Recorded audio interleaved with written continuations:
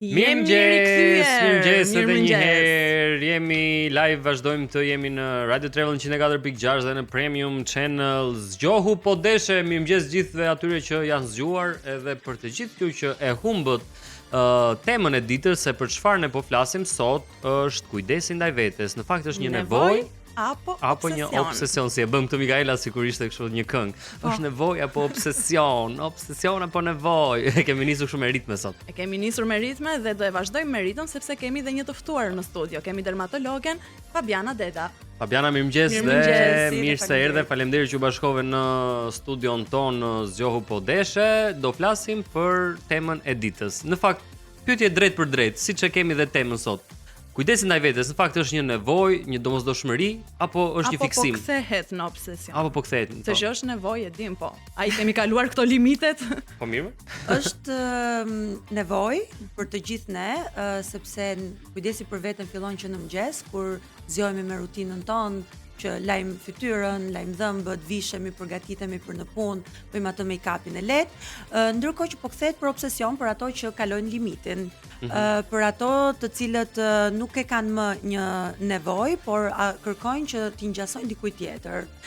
Unë mendoj që në këtë pikë, nga eksperjenca ime personale në punë dhe nga kjo punë që unë bëj që merrem pikërisht me përmirësimin edhe me kujdesin ndaj vetes, persona të cilët kërkojnë përmirësim të vetes, persona të cilët kërkojnë që të jenë versioni më i mirë i vetes, janë persona të cilët janë të shëndetshëm, them unë, kanë një kujdes të vetes të shëndetshëm. Persona të cilët vinë me kërkesa për t'i ngjasuar dikujt tjetër, për të qenë perfeksionist, ne nuk mund të jemi në perfeksion me tiparet tona, nuk mund të jemi në simetri, se simetria nuk është e bukur, por këto persona që shohin detaje kaq të vogla dhe që kërkojnë tipare të cilat nuk ngjasojnë apo nuk i përshtaten fizionomisë së tyre, mendoj që po kthehet në një obsesion.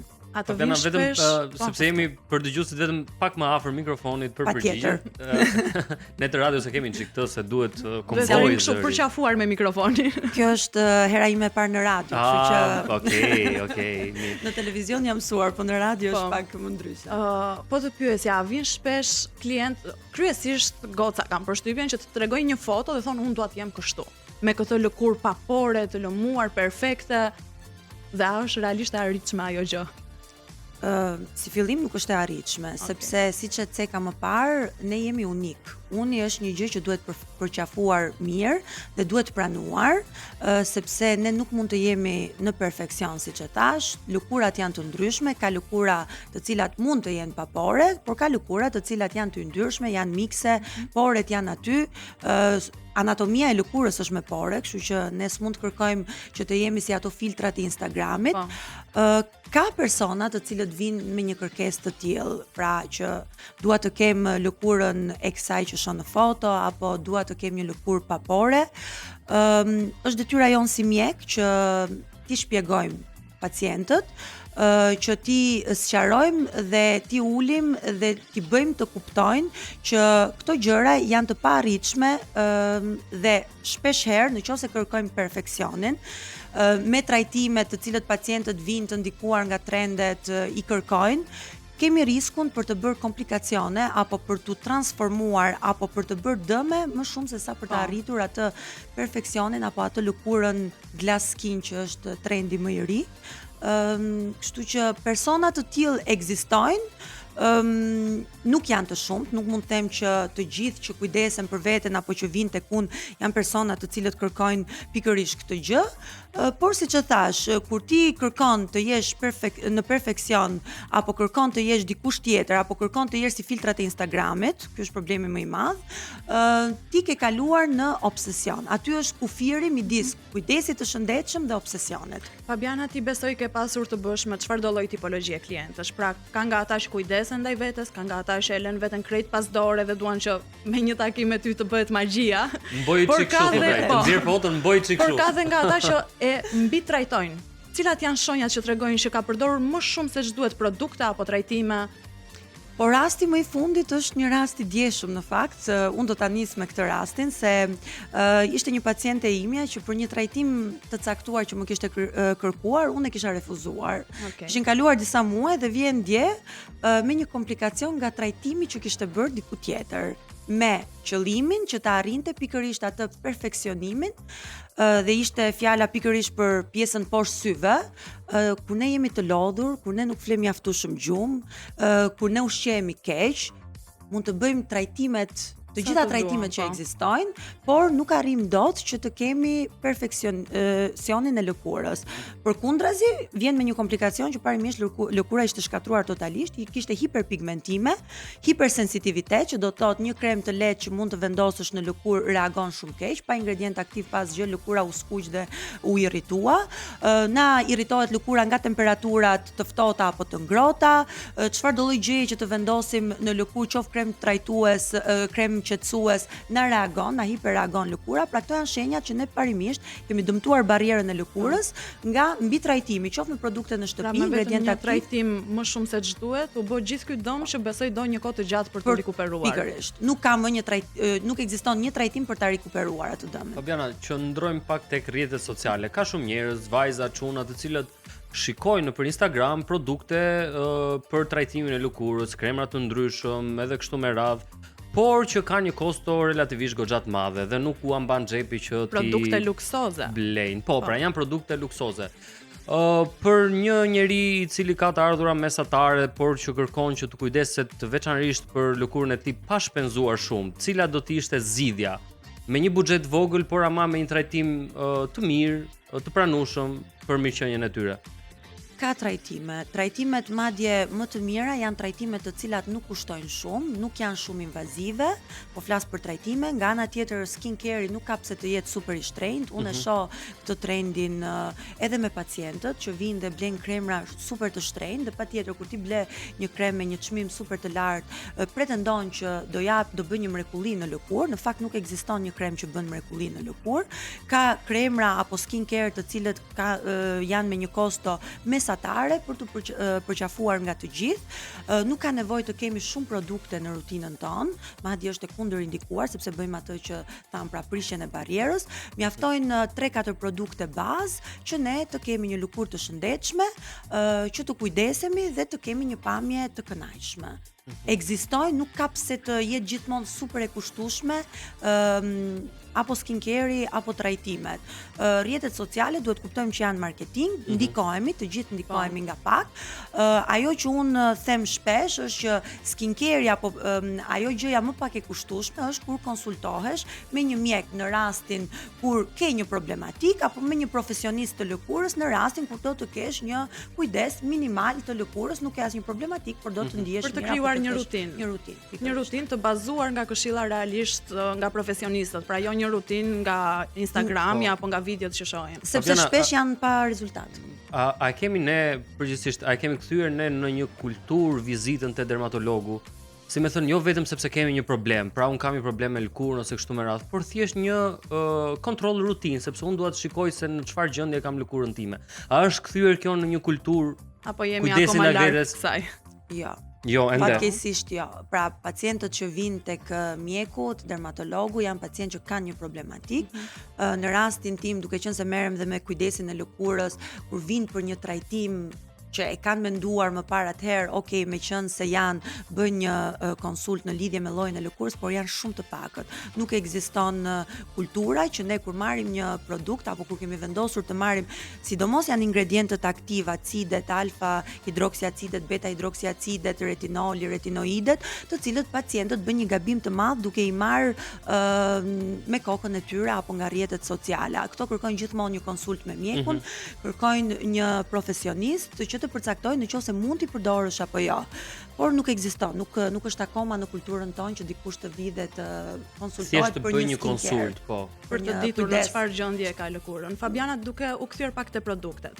Për te njerëzve që ndoshta kanë përshtypjen thjesht blejnë emrin e produktit, blejnë brandin pa ditur realisht se çfarë specifikash apo çfarë mund të të ndikojë në fytyrë. Mendoj se disa nga produktet më të shtrenjta janë ato anti-age, në mos gaboj, anti-rudh.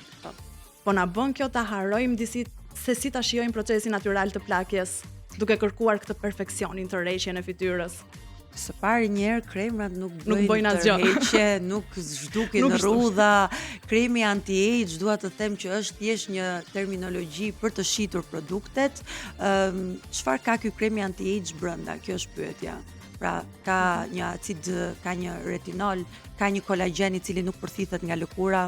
Duhet ta them këtë se duhet jemi të sinqert. Po, patjetër. Kemi harruar ta shijojmë procesin e plakjes, për ata që kërkojnë rinin e përhershme. Rinia e përhershme nuk ekziston. Ekziston plakja bukur. Ne mund të plakemi bukur. Pra, që rrudha të duket bukur, që qoftë edhe ajo rënja e lëkurës dhe jo të kemi një lëkurë super të tërhequr, se nuk mund ta kemi, nuk arrihet. Edhe të gjithë këto personazhet e famshëm të Hollywoodit, po ti shohësh në foto reale, pavarësisht të gjithë kirurgjisë që kanë bërë, kanë detaje të cilët tregojnë moshën. Patjetër. Pra ne duhet të plakemi bukur, duhet të kujdesemi që të plakemi bukur dhe jo të kërkojmë rininë e përhershme se nuk ekziston, se edhe organizmi plaket dhe metabolizmi bie. Kështu që duhet të përqafojmë këtë jetën cilësore dhe plakjen mirë. Ne na pëlqejnë pak këto pyetje psikologjike, prandaj Mikaela pyeti për këtë gjën, edhe unë do vazhdoj të bëj një pyetje të tillë, është në fakt kujdesi ndaj vetes një formë e dashurisë që ti ke ndaj vetes apo në fakt edhe një mënyrë shmangjeje për problemet e tua të vërteta, sepse njerëzit përgjithsisht përpiqen që t'ju shmangen atyre problemeve reale që kanë, dhe ai mendon se duke vendosur një krem për tu pranuar. Edhe kjo, nga masa. Po, pra duke vendosur një krem ose duke bërë disa trajtime për fytyrën e vet që mund patjetër të rrezëllijë edhe kështu me radhë, në fakt ai po fsheh problemet që kanë në të vërtetë, apo syt nuk i njejnë asnjëherë do thuash. S'ke çfarë bën.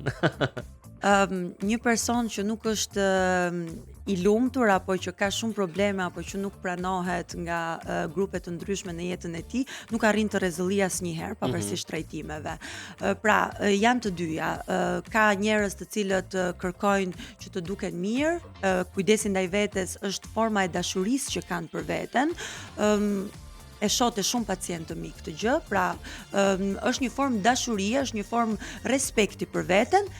Ashtu siç ka dhe nga ata të cilët me anë të mbi kujdesit, pra këtij obsesionit për kujdesin ndaj vetes, kërkojnë të fshehin problematikat e jetës së tyre, kërkojnë të jenë të lumtur, kërkojnë të jenë të pranuar. Pra ekzistojnë të dy grupet e njerëzve. Unë në këndvështrimin tim, si mjeke do thoja që është dashuri për veten, kur ti di të respektosh kufirin.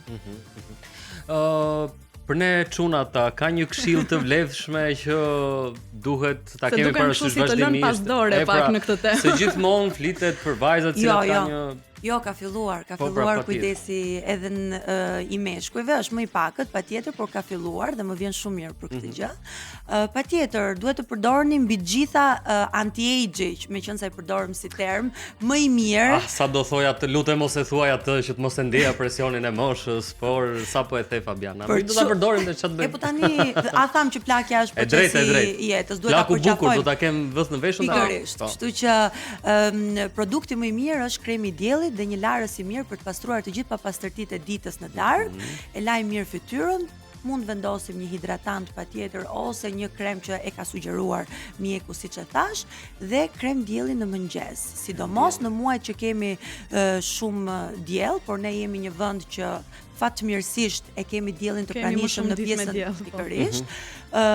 Ne plakemi më shumë nga dielli dhe lëkura e meshkujve, duke qenë se meshkujt janë më të shkujdesur, e shoh këtë, plaket kryesisht nga mos përdorimi I një kremi dielli. Kaq. Asnjë gjë më shumë, asnjë gjë.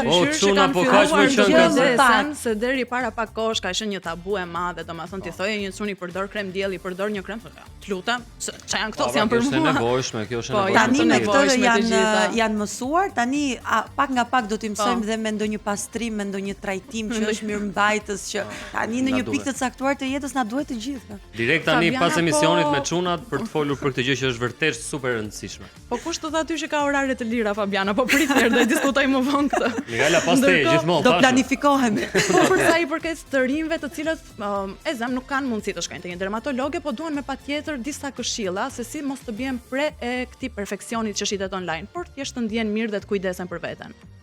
I përmenda më sipër. Mjafton të jemi të thjesht në atë rutinën tonë, mjafton të lajmë patjetër fytyrën në darkë, është një gjë që duhet ta bëjmë të gjithë, duket si një gjë jo shumë e rëndësishme. Më besoni apo jo, un kam njerëz që vinë dhe më thonë që nuk lajmë fytyrën në darkë apo nuk heqin make-upin gocat. Aty çfarë do ju bëj dermatologja? Aty si bën dermatologja, kështu i bie.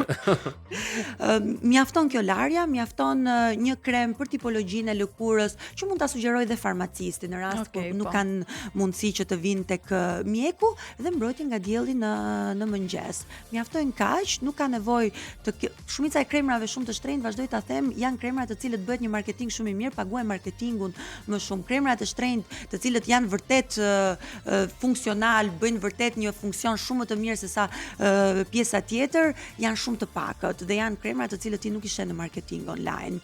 Pra, të jemi sa më të thjeshtë që mos të dëmtojmë, pra të mbajmë atë mirëqenien e lëkurës. Fabiana, shikoj gjithmonë më tepër një trend në rritje të vajzave të cilat janë edhe në paradoleshencë që e mbulojnë fytyrën e tyre me produkte nga më të ndryshmet. Dhe më duket sikur lëkura është ende duke u formsuar në atë moshë, është ende e freskët. Ai dëmton përdorimi i shumë produkteve, ai dëmton atë lëkurë të një vajze e cila është e re në moshë, e cila ende nuk është si thua në moshën kur duhet të përdor produkte vërtet kozmetike. Atëherë un kam parë në pacientët e mia, pra mamat që vinë me vajzat e vogla që në 9 apo 10 vjeç kërkojnë që t'i jap një krem për vajzën. Është e gabuar, për mua deri të paktën në moshën 15 vjeç që fillon adoleshenca nuk ka nevojë për asnjë larës apo për asnjë krem që e jo më për rutinë. E jo më për rutinë. Në adoleshencë, në qoftë se kemi të bëjmë që fillon mosha 14-15 vjeç, ka disa për fat të keq fillojnë ato hormone dhe lëkura fillon ndoshta të shfaqë disa puçra të para apo disa komedone të para, patjetër duhet përdorur diçka, por gjithmonë me këshillimin e mjekut. Jo duke vendosur stres pas strese, si pasojë trendeve sociale apo rrjeteve sociale apo si pasojë e këshillimit të shoqeve. Fabiana, duke mbetur pak te rrjetet sociale, cili është ai produkt apo trajtim në opinionin tënd që është i mbi vlerësuar? Pra, thjesht është marketingu i mirë, nëse mund të përmendim. Po, mund të përmendim. Kam në pjesën e rutinës, pra të produkteve që përdoren në shtëpi, do thoja që është pikërisht kremi me kolagjen, ajo që përmenda më përpara. Kolagjeni është një molekulë e madhe që nuk përthithet nga lëkura jonë, kështu që është një produkt i kot për të përdorur. Ndërsa në pjesën e trajtimeve që bëhen si anti-age, ai që është shumë i mirë kur duhet, por shpesh herë bëhet pra keq përdoret, është lazeri CO2.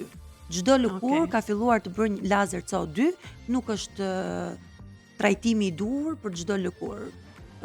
Por fatkeqësisht kam parë që përdoret është përhapur shumë dhe çdo paciente që më vjen kohët e fundit thotë a mund të bëj lazerin CO2 për një X problematik apo për këtë efektin anti-age.